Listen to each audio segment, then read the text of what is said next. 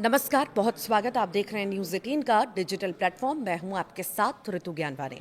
NASA का Artemis mission इतिहास रचकर सफलतापूर्वक धरती पर लौट आया है।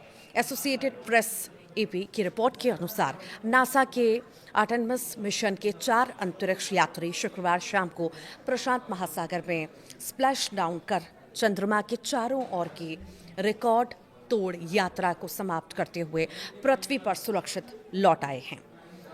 ओरियन स्पेसक्राफ्ट में सवार commander Reid Wiseman, pilot Victor Glover, mission specialist Christina Koch और Jeremy Hansen Canadian Space Agency ने लगभग 10 दिन की ऐतिहासिक यात्रा पूरी कर ली है।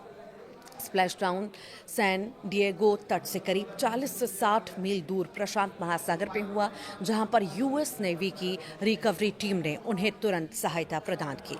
मिशन की प्रमुख जो उपलब्धियां रहीं वो ये है कि ये अपोलो 17 के बाद 53 वर्षों में मनुष्यों द्वारा चंद्रमा की पहली यात्रा थी।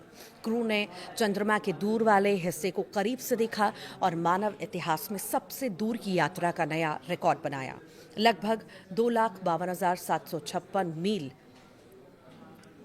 यात्रा के दौरान उन्होंने चंद्रमा की तस्वीरें ली, वैज्ञानिक अवलोकन किए और एक पूर्ण सूर्य ग्रहण का भी साक्षी बने।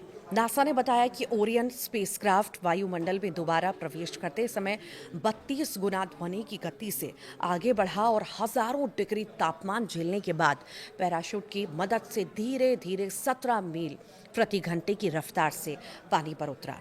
ये मिशन नासा के आर्टेमिस प्रोग्राम का महत्वपूर्ण हिस्सा है, जिसका लक्ष्य चंद्रमा पर स्थायी मानव बेस स्थापित करना और अंततः मंगल ग्रह पर मानव मिशन भेजना है।